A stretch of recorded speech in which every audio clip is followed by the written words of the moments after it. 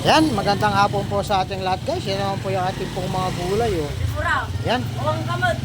Medyo tumumal po ang sigang po natin. Dami pong slick mga farmers. Oh. Talagang nalulungkot po yung kanilang muka at hindi po nakabinta ng kanilang mga paninda mga ka-farmers. Ayan oh. Kaya inaayos po nila yung kanilang mga paninda. Ayan. Ayan na naman po yung ating pong update ng mga gulay po natin ngayong araw po mga ka-farmers. Oh. Oh. At kamote. Ayan oh. Mga kamote po natin. Magaganda po guys.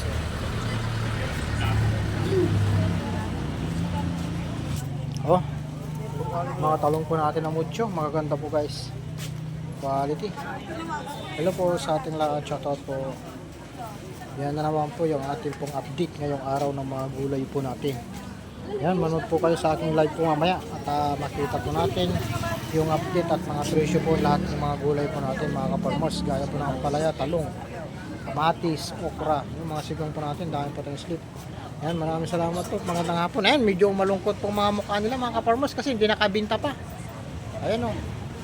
Ayan, ka-farmers, magandang hapon po.